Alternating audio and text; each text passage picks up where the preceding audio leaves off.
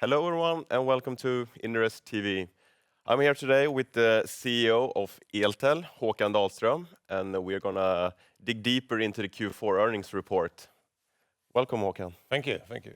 All right, so let's start with the bigger picture. What are the key highlights from the Q4 report? Yeah, I would claim that the adjusted EBITA 5.7 is a good step double towards last year. So I think that is the one to be mentioned. And then in this quite slow market, I'm quite happy that we come out with the net sales as we do, and maybe even more so with the TCV, meaning that the amount of contract that we signed during the quarter was actually quite a lot. And you said about the slow market that you are seeing right now, but if you look forward a bit, so how would you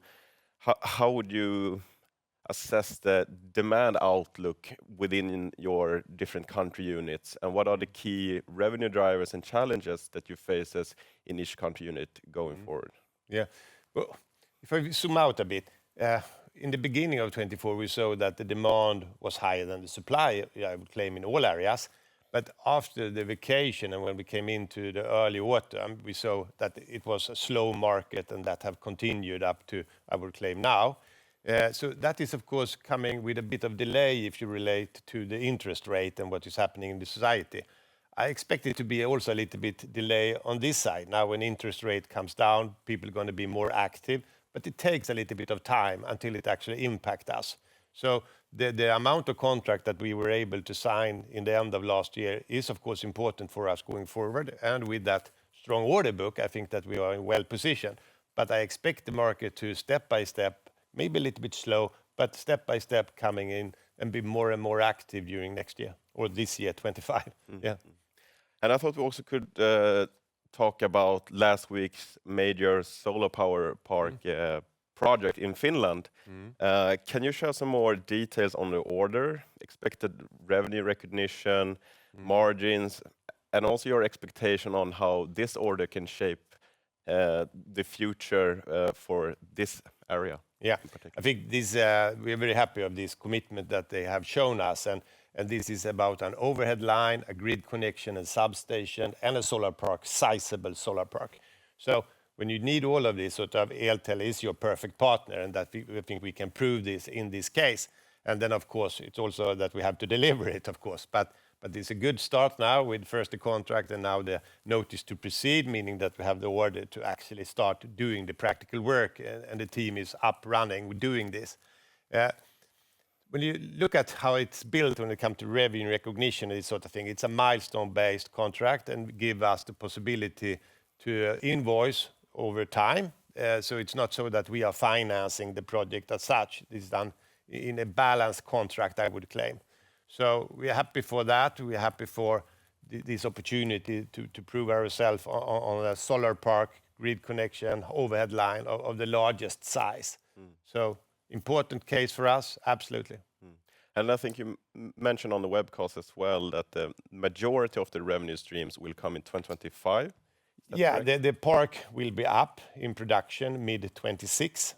So if you look at that, the majority Just do the of math. the work has to be done during this year. Yeah. And of course, there is a bit of revenue connected to testing and actually commissioning of the park in the end. But overall, the project has a good payment scheme. So we are happy for that. All right. And in these post-earnings interviews, we have previously talked about the struggles in the Norwegian business, but also the measures that has been implemented from your side to tackle these struggles. You have also made an active decision to focus more on margins rather than volumes. Could you just share a timeline for when you expect Norway to show margins in line with historical figures? I don't really have a date for you. This is a turnaround of Norway that takes some time. I think we have right-sized the organization by the activity we did in the end of last year. Cost-wise, this will actually mean that there is a tail of cost coming in, so that the cost doesn't go away overnight just because we have sort of a restructuring activity. So I predict that we will have a bit too high cost in the first quarter. So maybe that the full effect of this will be visible first in the mid or later part of the second quarter. Profit versus volume, I think that when we see that we have had such a big position or share of wallet towards telco sector in Norway, I think that it's sooner or later we have to come to that point that we put priority on profit instead of volume, and that is what we see the effect of now. It's painful now when it's happened, but it's the only way to go. We need to have a broader customer base. We need to be active in more segment than what we have been in the past. Sooner or later, you have to face it. We do that now. And I thought we could shift to your strategy. So one of your core pillars is regarding the customer base, to broaden and expand the customer base given the historical high concentration and also today.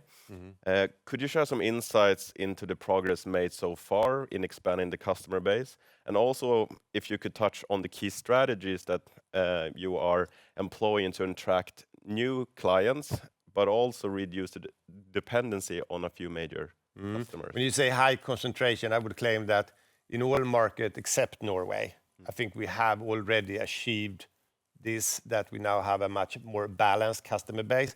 I don't see any such exposure as we have had in Norway. Norway, we still have to work more, I agree to that.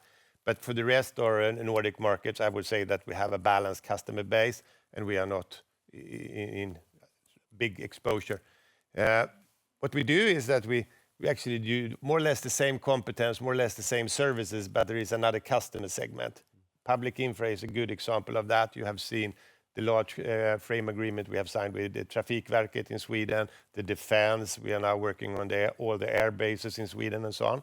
The same in the other Nordic countries. It could be railways or roads or tunnels, hospital. So the public infra is becoming an important segment for us. We also see a reason to use this competence that we have for new areas. And you could imagine that solar is something that is totally different than what we have done in the past, but maybe not. We have done large successful project in smart grid where we have swapped millions of electricity meters. Swapping a meter or installing a solar panel, not so different. The big volume, the high volume, the production efficiency that you have to keep up every hour, every day in those type of projects.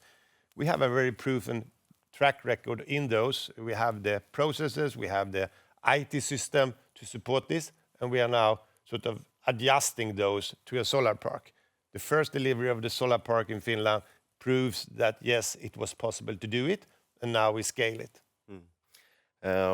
And another important part of your strategy is to expand into new and adjacent markets, and in particular within the renewable energy space, but also public infrastructure, as you have talked about.